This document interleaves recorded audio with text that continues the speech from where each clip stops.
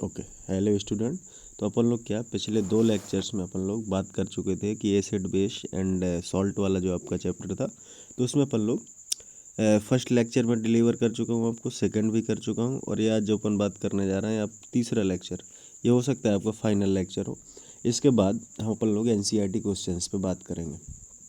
Okay, तो सबसे पहले मैं आपको बता दूं कि यहाँ पे आपको कुछ बेसिक्स क्वेश्चन क्या होने वाले हैं, क्या क्वेश्चन मिलने वाले हैं। तो जो फर्स्ट क्वेश्चन था मैं हल्का सा आपको रिवाइंड करा देता हूँ कि फर्स्ट क्वेश्चन आपका यही बनेगा कि what is an acid and base, कि अम्ल क्या है और क्षार क्या है। तो उसका आपको जवाब देना कैसे है उसको समझ लो। उसका आपको जवाब आर्हेनियस थ्योरी के हिसाब से देना है, उसका आपको जवाब ब्रॉन्स्टन एंड लॉरी थ्योरी के हिसाब से देना है, और उसी चीज़ का जवाब आपको Lewis acid and base theory के हिसाब से देना है। तो जो आपकी पहली आर्हेनियस थ्योरी है, उस थ्योरी में अपन लोग क्या डिस्कस करें कि सच टाइप्स ऑफ कंपाउंड, कुछ ऐसे यौगिक जो अपने आप अंदर से जब उसको पानी में डिज़ोल्व करते हैं, उसमें घोलते हैं, तो H+ आयन दे दे या तो OH- आयन दे दे। सेकेंड थिंग, आपको ब्रोंस्टन एंड लॉरी थ्योरी में किस चीज़ की बात करनी है। ब्रोंस्टन एंड लॉरी थ्योरी में आपको बताना है कि जो आपके प्रोटॉन के डोनर होते हैं वो आपके अम्ल होते हैं, और जो प्रोटॉन के ग्राही होते हैं यानी लेने वाले होते हैं उनको अपन लोग बेस बोलते हैं। लेविस थ्योरी क्या कहती है? लेविस थ्योरी आपकी ये कहती है कि आपका जो इलेक्ट्रॉन का डोनेटर होगा, दाता होगा, जो देने वाला होगा वो आपका एसिड होगा, और जो लेने वाला होगा वो एसिड होगा, और जो इलेक्ट्रॉन को देने वाला होगा, डोनर होगा, वो आपका क्या होगा? बेस होगा। तो ये बेसिक थ्योरी है, बेसिक बातें हैं। इसके बाद कुछ एसिड और बेसिस के नाम आपको दिमाग में बिल्कुल होने चाहिए कि भाई ये एसिड होता है, ये बेस होता है। इसका तो आइडेंटिफिकेशन आपको आना चाहिए। जैसे आपका HCl हुआ, आपका H2SO4 हो गया, ओके, HNO3 हो गया, ठीक है, CH3COOH हो गया, एसिटिक एसिड हो गया। इन सब के नाम आपको क्या होने चाहिए? कॉमन रूप से पता होने चाहिए। ओके, फिर चलते हैं अपन लोग कुछ बात करते हैं कि अपन लोग को फिजिकल टेस्ट क्या करने पड़ते हैं। मतलब कुछ ऐसे इंडिकेटर हैं जो हमें बता देते हैं कि कौन सा आपका एसिड है, कौन बेस है, और कौन न्यूट्रल कंपाउंड है। तो इस चीज़ पे अपन लोग बात करने के लिए सबसे पहले जो जाते हैं, तो अपन लोग को केवल एक ही थ्योरी बताई जाती है कि लिटमस पेपर, ठीक है। तो मैं लिटमस पेपर के बारे में आपको डिस्कस कर चुका था, फिर भी एक बार और कर लेते हैं। अगर आपका फाइनल सॉल्यूशन क्या होगा कि आपने कोई लिटमस पेपर लिया, तो अगर कोई सॉल्यूशन एसिडिक है, ठीक है, तो वो क्या कर देगा आपके लिटमस पेपर को? वो आपके लिटमस पेपर को रेड में बदल देगा। किस में बदल देगा? मतलब जो आपका ब्लू लिटमस पेपर होगा वो किस में बदल जाएगा? रेड में। अगर आपका बेसिक है तो वो आपका क्या होगा? रेड लिटमस पेपर किस में बदल जाएगा? ब्लू में बदल जाएगा। लेकिन अगर कुछ भी नहीं है, ठीक है, न्यूट्रल सॉल्यूशन है, तो आपका जो लिटमस पेपर होगा वो किसी भी कलर का हो तो वो पर्पल कलर का हो जाएगा। किस कलर का हो जाएगा? पर्पल कलर का। ये चीज़ें आपको सीखनी है, ये लिटमस के पेपर का केस है। इसके बाद कुछ नेचुरल इंडिकेटर और होते हैं। फॉर एग्जांपल, पहला जो नाम होता है मिथाइल ऑरेंज बोला जाता है उसको। क्या बोलते हैं? Methyl orange. तो मिथाइल ऑरेंज का क्या काम होता है उसको समझ लीजिए। मिथाइल ऑरेंज, और एक और मैं नाम आपको बता रहा हूँ, दैट इज़ फेनोल्फथलीन, ठीक है। तो मिथाइल ऑरेंज का क्या काम होता है? मिथाइल ऑरेंज में क्या करोगे? अगर आपके पास न्यूट्रल सॉल्यूशन है, तो न्यूट्रल सॉल्यूशन होगा तो मिथाइल ऑरेंज जो होगा वो ऑरेंज कलर होगा उसका, ठीक है। अगर आपका एसिडिक है तो वो आपको रेड कलर दे देगा। क्या दे देगा? Red colour. यदि आपका बेस है, ये बिल्कुल नोट भी करना है आपको ये चीज़ें, बिकॉज ये बहुत रेयर चीज़ है, ये मिलने वाली बहुत कम है आपको एनसीईआरटी में। ये आपको येलो कलर का सॉल्यूशन दे देगा, ठीक है। इस टाइप का जो सॉल्यूशन का चेंज होगा वो किस में आएगा? आपका मिथाइल ऑरेंज में। मैं थोड़ा इसी पार्ट में आपको फेनोल्फथलीन का बता देता हूँ, ठीक है। मार्कर को, स्केल को मैं चेंज कर लेता हूँ। देखिए, अगर आपने फेनोल्फथलीन लेके रखा है तो फेनोल्फथलीन में क्या बातें सामने आएंगी उसको समझो। फेनोल्फथलीन सॉल्यूशन का क्या होगा? अगर वो न्यूट्रल सॉल्यूशन है तो वो कलरलेस रहेगा। कलरलेस मतलब there will be no visible colour, वहाँ पे कोई भी आपको विजिबल कलर नहीं होगा। दूसरा, अगर आपका एसिडिक कंडीशन में है तब भी वो कैसा रहेगा? कलरलेस ही रहने वाला है, ऊपर वाले की तरह। लेकिन अगर ये बेसिक है तो फिर ये पिंक में बदल जाएगा। ये टाइट्रेशन तो मैं 12th क्लास में ज़रूर मिलेगी देखने को, तो आपको फेनोल्फथलीन का इस्तेमाल करना वहाँ सीखना पड़ेगा। उसके बाद मैंने पिछले लेक्चर में कुछ रिएक्शंस की बात करी थी कि अगर रिएक्शंस हों तो भी किस प्रकार की होंगी। ये reaction of acid and base with metals. जब जो मेटल्स होते हैं तो वो क्या करते हैं, जब बेस के साथ रिएक्शन करते हैं तो क्या करते हैं, ओके, और जब एसिड के साथ रिएक्शन करते हैं तो क्या करें। हालांकि मैं बता दिया था तुम्हें, फिर भी अपन लोग ये जो सारी रिएक्शंस पढ़ते हैं मेटल्स की, तो मेटल्स की भी एक कैटेगरी होती है कि कुछ मेटल्स होती हैं बहुत हाईली रिएक्टिव होती हैं, कुछ मेटल्स होती हैं बहुत लो रिएक्टिव होती हैं। तो हाई रिएक्टिव मेटल्स को एक्टिव मेटल या सक्रिय धातुएं कहते हैं। तो सक्रिय धातुएं अम्लों के साथ में अभिक्रिया करती हैं तो क्या बनाती हैं, वो देखो एसिड का रिएक्शन करेंगे किसी सक्रिय मेटल के साथ में तो वो आपको सॉल्ट देगा और साथ में वाटर डिलीवर कर देगा, ओके। मतलब HCl का रिएक्शन करोगे, मेटल मैंने आपका सोडियम ले लिया तो आपका साल्ट क्या देने वाला है, NaCl प्लस, साथ में हाइड्रोजन गैस, वाटर नहीं निकलेगा, हाइड्रोजन गैस निकाल लेगा इस अपने साथ से, ओके। लेकिन बेस के साथ यही चीज़ करोगे तो क्या करेगा, मैंने करा कि MgOH होल ट्वाइस मैंने ले लिया, मतलब मैग्नीशियम हाइड्रोक्साइड ले लिया और सोडियम से इसका रिएक्शन कराया, तो ये आपको क्या देने वाला है, तो ये आपको क्या देने वाला है, NaOH देने वाला है। क्या देने वाला है, NaOH। अभी ये भी बेस था, अभी ये भी बेस ही निकलेगा और साथ में निकलेगा क्या, हाइड्रोजन गैस। हालांकि यह रिप्लेसमेंट या डिस्प्लेसमेंट प्रतिस्थापन अभिक्रियाओं के तहत आता है, ठीक है। हाँ, तो ये डिस्प्लेसमेंट मेथड का ही एक पार्ट है। नेक्स्ट, अगर कोई एसिड है तो वो मेटल कार्बोनेट के साथ में क्या रिएक्शन करता है, ये भी मैं पिछले जब उसमें बता चुका था कि आपका कोई एसिड है मेटल कार्बोनेट के साथ में रिएक्शन करेगा तो क्या करेगा, तो उसका साल्ट देगा, जैसे NaHCO3, तो इसका क्या देगा, ये सॉल्ट देगा और साथ में नेसेसरी कंडीशन क्या है, साथ में नेसेसरी कंडीशन ये है कि ये वाटर और साथ में कार्बन डाइऑक्साइड निकाल के दे देता है। मतलब ये दो चीज़ें तुम्हारे साथ में हमेशा रहेंगी। अच्छा, यहाँ नोटिस करने वाली चीज़ ये है कि अब यदि अभी आपने क्या लिया था, सोडियम हाइड्रोजन कार्बोनेट लिया था, अगर मैं इसकी जगह पे सोडियम कार्बोनेट लेता यानी Na2CO3 लेता, तब भी आपका रिएक्शन का जो प्रोडक्ट होता वो बिल्कुल सेम जाता। तो आपका हाइड्रोजन कार्बोनेट के केस में भी और बाइकार्बोनेट के केस में भी, दोनों केसों में वाटर का मतलब इसका रिएक्शन बिल्कुल सेम पार्ट को प्ले करता है, ओके। चलो, एक और कॉमन मिसकंसेप्शन रहती है, कई लोग मतलब बोलने में या हर चीज़ में प्रयोग करते हैं, दैट इज़ कि आपका बेस क्या होता है और एल्कली। कुछ लोग इसको दोनों को सेम चीज़ मान के चलते हैं, बट ये बहुत कॉमन मिसकंसेप्शन होता है कि एल्कली और बेस यानी क्षार और एल्कली दोनों सेम चीज़ें नहीं होती हैं। अगर सेम चीज़ें नहीं होती हैं तो भाई ये मुझे इसमें डिफरेंस क्या समझ में आता है, फिर मैं कैसे इसको डिफ्रेंशिएट करूँगा कि आपका बेस का और एल्काली का क्या डिफरेंस होगा। तो बेस का क्या होता है उसको समझो। तो सबसे पहले मैं डिस्कस करूँगा, एक एक करके बातें बताना चाहूँगा आपको। सबसे पहले समझो कि अगर ये बेस है तो ये किस तरीके के मेथड में रहेगा। तो जो बेस होता है, तो फर्स्ट पॉइंट इसका यही है कि base undergoes neutralisation reaction with acids. जब बेस का किसी एसिड के साथ में रिएक्शन करोगे तो ये उदासीनीकरण अभिक्रिया देगा, और उदासीनीकरण अभिक्रिया अगर इसने दे दी है तो आपका यहाँ पे लवण बनेगा और साथ में क्या निकलेगा, पानी निकलेगा। ये अगर क्षार है तो इस तरीके का बिहेव करेगा। दूसरा बिंदु देखिए इसका, दूसरा बिंदु ये है कि उनको जो बेस होते हैं वो क्या करते हैं, वाटर में इंसॉल्यूबल होते हैं। अगर किसी क्षार को आपने पानी में घोल दिया, अगर किसी क्षार को आपने पानी में घोल लिया तो यहाँ पे कोई रिएक्शन नहीं होगी, ये खासियत होती है, ओके। तो ये दो बातें हैं जो बेस की तुम्हें याद रखनी है, ओके। चलो, एक बात और अपन डिस्कस कर लेते हैं, इसको थोड़ा मैं छोटा कर लेता हूँ। चलो, तीसरी बात इसकी देखो क्या होती है। तीसरी बात ये होती है कि बेस का जब भी अपन किसी हाइड्रोक्साइड के साथ में वाटर के साथ में रिएक्शन कराते हैं तो पहली बात तो उसमें घुलेगा वो नहीं, डिजॉल्व नहीं होता है, ओके।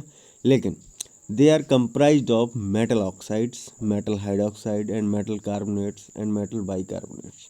तो ये क्या करते हैं, बेस की क्वालिटी होती है कि इनका कंपेरिजन जो होता है किसके साथ होता है, मेटल ऑक्साइड्स के साथ में, मेटल हाइड्रोक्साइड्स के साथ में एंड मेटल कार्बोनेट्स के साथ में, ओके।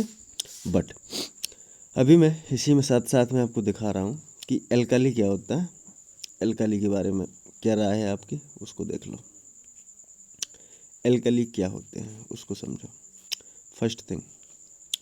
फर्स्ट थिंग एल्कली की, ये एक्वस सॉल्यूशन होता है किसी भी बेस का। मेनली जो हाइड्रोक्साइड होते हैं उसको बोलते हैं। फॉर एग्जांपल, अगर अपन ने क्या किया, कोई बेस है और बेस को अपन ने एक्वस सॉल्यूशन यानी वाटर में डिसॉल्व किया, तो इसका जो भी एक्वस सॉल्यूशन बनेगा उस चीज़ को अपन लोग एल्कली बोलेंगे।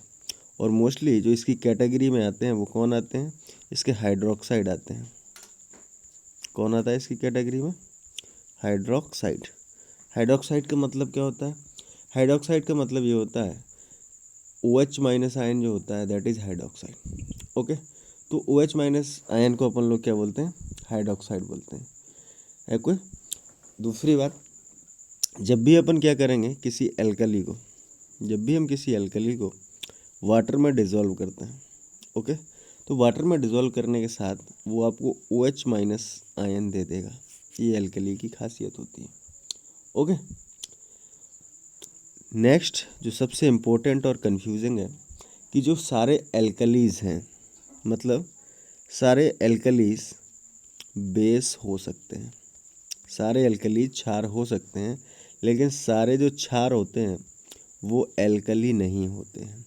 ये बात आपको दिमाग में चाहे जैसे बैठानी पड़े बट बैठानी पड़ेगी कि सारे एल्कली बेस कैटेगरी के अंदर आते हैं, बट जो आपके बेस होते हैं वो एल्कली नहीं होते हैं। इस बात को आपको समझना पड़ेगा। चलिए नेक्स्ट अपन बात कर लेते हैं, ठीक है। डाइल्यूशन एक और आपका विकल्प होता है, दैट इज़ डाइल्यूशन। डाइल्यूशन का मतलब क्या होता है, डाइल्यूशन का मतलब ये होता है कि किसी चीज़ में उसकी सांद्रता का कम करना। फॉर एग्ज़ाम्पल ये समझ लो कि अभी आपके पास एक विलियन है और उस विलियन में 20 kg शुगर है, शक्कर कितनी है आपकी 20 किलो, और अभी इसमें 5 लीटर पानी है। क्या है, 5 लीटर पानी है। Okay, very good. अभी नेक्स्ट फेज में मैं आपसे बात करूं कि अभी मुझे करना क्या है इसमें। अभी मुझे इसमें एक चीज़ करना है कि अगर मैं अभी इसमें क्या करूं, 5 लीटर पानी और मिक्स कर दूं, तो अभी सॉल्वेंट आपका कितना हो गया भाई, 10 लीटर हो गया। तो वाटर का अमाउंट तो मैंने बढ़ा दिया है, लेकिन क्या शुगर का अमाउंट घटाया या बढ़ाया, नहीं। शुगर का अमाउंट मतलब क्या है, कांस्टेंट बने रखा है, लेकिन मैं इस सॉल्यूशन को डाइल्यूट करता चला हूँ। ये सॉल्यूशन थोड़ा तुम्हारा पतला होता चला जाएगा। पतला इसलिए होता चला जाएगा क्योंकि ऐसा नहीं है कि मैंने विलेय की जो भी आपका विलेय मिलाया है इस विलियन में, उस विलेय का मैंने मात्रा कम कर दिया, नहीं। विलेय का मैंने मात्रा कम नहीं कर दिया, लेकिन यहाँ पे जो घोलने वाली चीज़ है, जो घोलक है, उसका मैं अमाउंट बढ़ाता चला जा रहा हूँ। मैं अगर इसमें 5 लीटर और मिक्स कर दूँ 15 हो जाएगा, मैं 5 लीटर इसमें और मिक्स कर दूँ 20 हो जाएगा, और 5 लीटर मिक्स कर दूँ और हो जाएगा, और इस सॉल्यूशन आपका पतला होता चला जाएगा, मतलब डाइल्यूट होता चला जाएगा। अब इसके कुछ टेक्निकल टर्म समझ लो कि इसके कुछ टेक्निकल टर्म होते क्या हैं। सबसे पहले जो डाइल्यूशन प्रोसेस होती है वो हमेशा तुम्हारी एक्सोथर्मी होती है। एक्सोथर्मिक का मतलब क्या होता है, एक्सोथर्मिक और एंडोथर्मिक दो टाइप की रिएक्शन होती हैं। ये फर्स्ट चैप्टर में होता है आपके पढ़ाने के लिए। तो एक्सोथर्मिक रिएक्शन वो होती हैं जिनमें जो हीट उत्पन्न होती है, जिनमें जो ऊर्जा निकलती है वो उत्पाद की तरफ निकलती है। जैसे आपका रिएक्टेंट है और आपने कोई रिएक्शन कंप्लीट करने के बाद ये आपका उत्पाद बना, तो अगर ये हीट कुछ प्लस डेल्टा करके इस तरफ लगा है तो इसका मतलब ये रिएक्शन एक्सोथर्मी है, उभयधर्मी है। मतलब इसकी जो हीट है वो बाहर की तरफ निकल रही है, सिस्टम में हमें हीट नहीं देनी पड़ रही है, मतलब रिएक्शन के ख़त्म होने के बाद वहाँ से हमें ऊर्जा की प्राप्ति हो रही है। इसी चीज़ को बोलते हैं एक्सोथर्मी। तो जब भी अपन लोग डाइल्यूशन करते हैं तो ये हमेशा रिएक्शन कैसी होती है आपकी एक्सोथर्मिक, मतलब हीट, एक्सो मीन्स होता है बाहर, थर्म मीन्स होती है हीट, हीट का बाहर निकलना। ओके ओके, नेक्स्ट चीज़, किसी और चीज़ को अगर आपको डाइल्यूट करना है तो चल जाएगा, बट अगर किसी एसिड को अगर आपको डाइल्यूट करना है तो उसका एक ही विकल्प है वाटर। क्या विकल्प है उसका, वाटर। इसके अलावा आप किसी और चीज़ से इसको डाइल्यूट करने की कोशिश बिल्कुल कतई ना करें। ओके, तो ये सारी चीज़ें हो गई। नेक्स्ट और लास्ट इस चैप्टर का एक बहुत इंपॉर्टेंट पार्ट बच जाता है, दैट इज़ आपका सॉल्ट। तो सॉल्ट में अपन को क्या करना है, कौन कौन सी चीज़ें हैं जो सॉल्ट में अपन को पढ़ना है कि सॉल्ट होते क्या हैं, तो ये सब चीज़ें क्या करनी है, डिस्कशन वाली हैं। ये लास्ट फेज है आपका चैप्टर का जो मुझे डिस्कस करना था। इसके बाद में एक और एप्लीकेशन आपका रहता है, दैट इज़ पीएच एप्लीकेशन। तो पीएच का क्या क्या एप्लीकेशन होता है उसको पढ़ना था। तो अपन लोग टॉपिक डाल के चलते हैं सॉल्ट, ठीक है।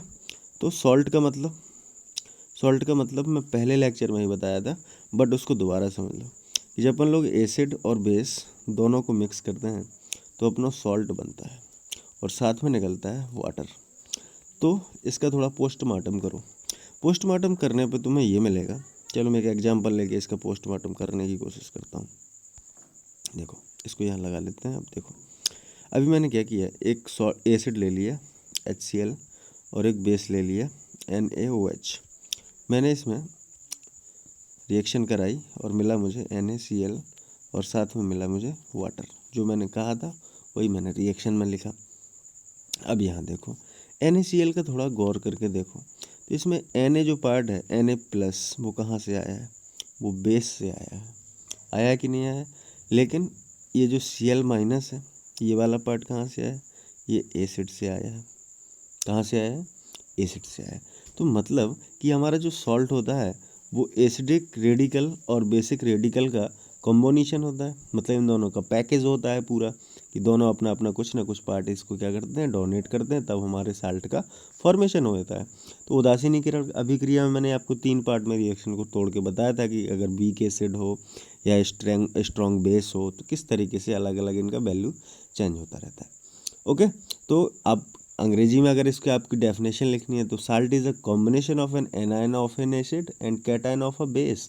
तो ये एनायन एसिड का है और कैटायन बेस का है, इन्हीं दोनों के कॉम्बिनेशन को अपन लोग सॉल्ट कहते हैं। ये सबसे सुंदर, सरल और टिकाऊ डेफिनेशन है। ओके, चलो एक एक करके अपन इसकी बात कर लेते हैं कि साल्ट होते कौन कौन से हैं। सबसे पहले कॉमन सॉल्ट की बात कर लेते हैं, NaCl। ये हमारी रोज़मर्रा की ज़िंदगी में बहुत काम आने वाला है, ठीक है। तो ये क्या है, इसको अपन लोग कॉमन सॉल्ट के नाम से जानते हैं। और ये पूरे वर्ल्ड में इसका काम क्या है, पूरे वर्ल्ड में देखो साथ साथ में इसके आपके काम भी लिखने पड़ेंगे।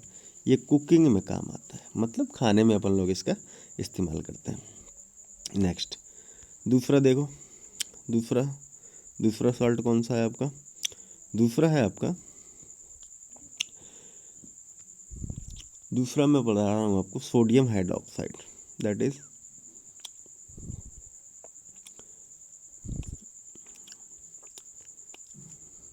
ओके। सोडियम हाइड्रोक्साइड को देखो NaOH। तो सोडियम हाइड्रोक्साइड को दूसरा नाम क्या है, इसको कास्टिक सोडा भी बोलते हैं।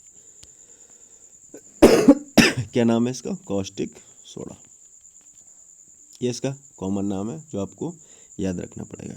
अच्छा, आपको ये नहीं बताना है कि ये बनता कैसे है, बट आपको ये थोड़ा याद करके रखें कि इसका प्रिपरेशन मेथड क्या होता है, कैसे प्रिपेयर किया जाता है इसका। तो प्रिपरेशन मेथड जो होता है उसको बोलते हैं कोर अल्काली मेथड, CHOR। इसको आप चोर भी पढ़ सकते हैं, नहीं CHLOR होता है, क्लोर एल्काली मेथड। इस मेथड का नाम क्या है, मैं आपको रिपीट कर रहा हूँ, क्लोर अल्काली मेथड या क्लोर एल्काली प्रोसेस, इसको भी बोल सकते हैं। इसमें होता क्या है, इसमें अब बेसिकली इलेक्ट्रोलिसिस होती है। क्या होती है, इलेक्ट्रोलिसिस अगर आपने 9th क्लास वगैरह में देखी होगी कि आपकी जो कॉपर वगैरह की चम्मच होती हैं या जो आपके रोल्ड गोल्ड होते हैं, जो फूलिश गोल्ड होता है जो औरतें पहने रहती हैं, मतलब एक्चुअली में गोल्ड नहीं होता है, बस उसमें गोल्ड की लेयर चढ़ाई जाती है। तो इलेक्ट्रोलिसिस मेथड से इलेक्ट्रोलिसिस होता है इसमें ब्राइन सॉल्यूशन का। अब आपके सामने ये भी समस्या होगी, what is brine solution, brine क्या होता है।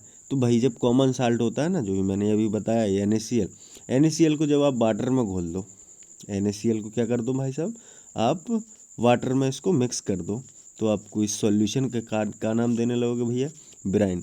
अच्छा, कोई आपसे पूछे कि आप थोड़ा पानी लें और पानी में थोड़ा क्या कर दें, NaCl लो भैया ब्राइन पियो, ठीक है। क्या है, ब्राइन, वाइन नहीं, ब्राइन।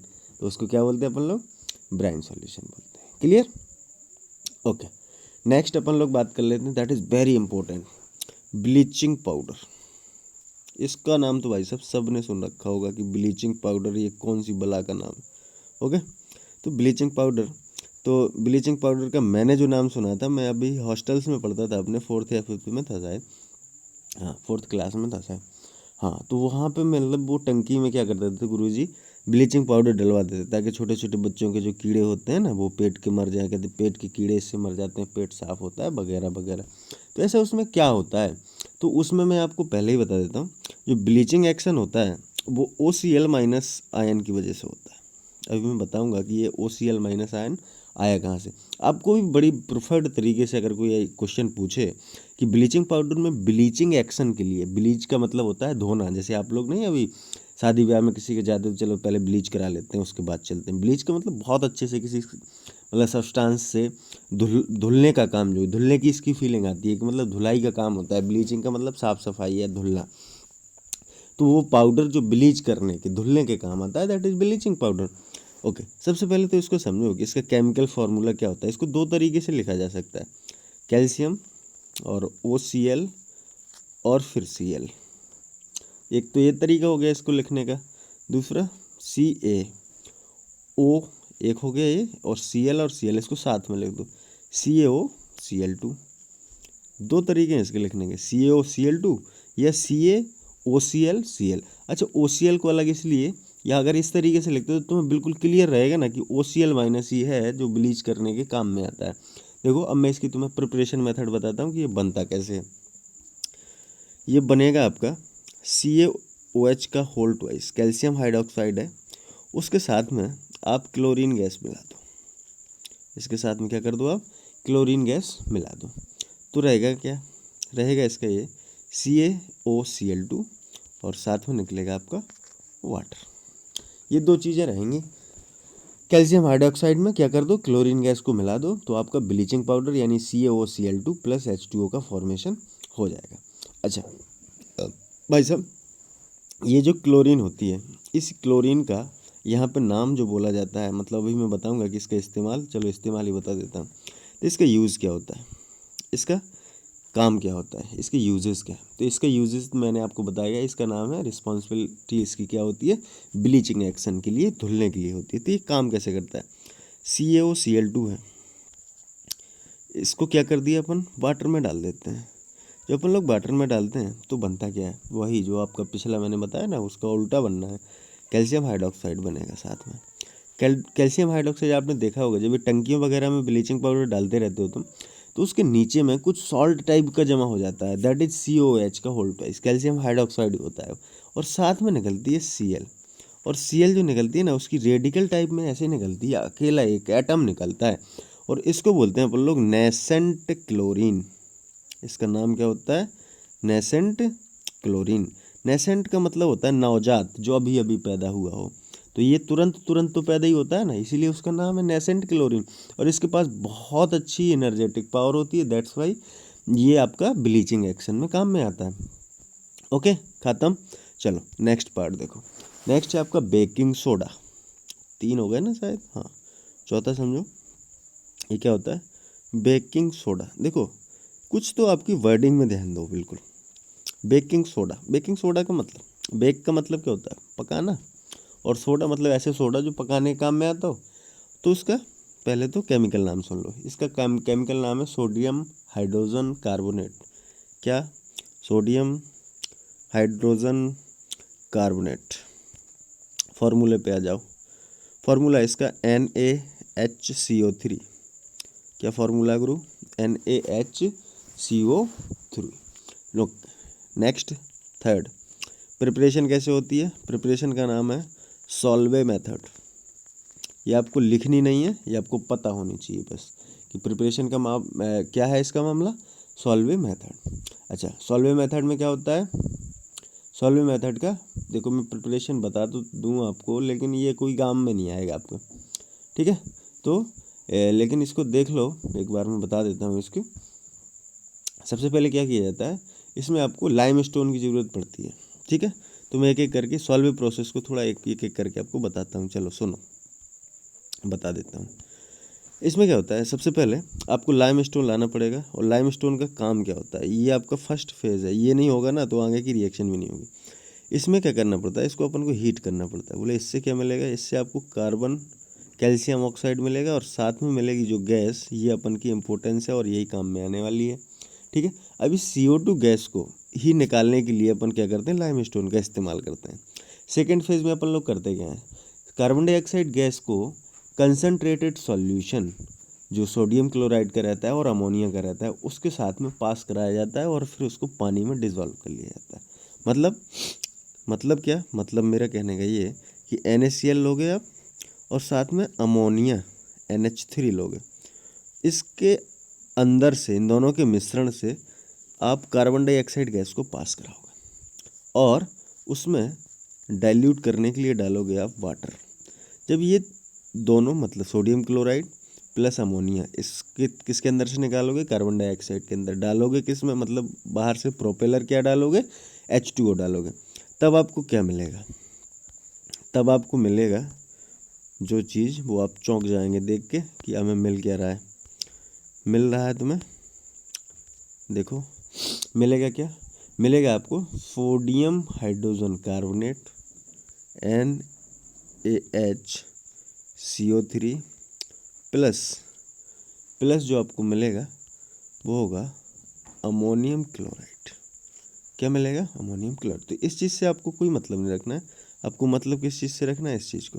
तो पहला ही स्टेप क्या है, आपने क्या किया, लाइमस्टोन लिया, लाइमस्टोन को हीट किया तो calcium oxide plus carbon dioxide. अब कैल्शियम ऑक्साइड हमारे कोई काम का नहीं, कैल्शियम ऑक्साइड किसी काम का भी नहीं है, हमारा काम का है कार्बन डाइऑक्साइड।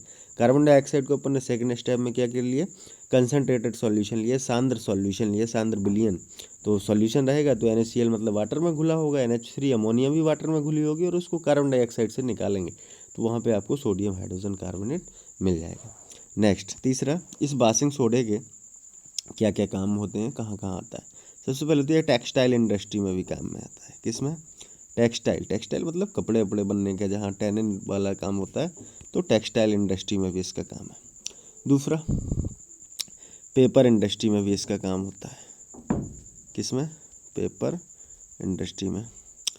थर्ड, और इसका काम क्या होता है, ये आपके डिसइंफेक्टेंट का भी काम होता है। मतलब इंसेक्ट वगैरह हैं अगर आपके तो इससे भी डिसइंफेक्ट कर सकते हो आप, तो डिसइंफेक्टेंट का भी काम ये करता है। तो textile industry, paper industry and disinfectant, ये तीन इसके क्या हो गए, यूज हो गए।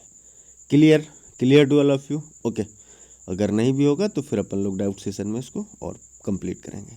नेक्स्ट देख लो, नेक्स्ट होता है इसका, बस दो और समझ लो और कुछ नहीं है, दो और समझ लो।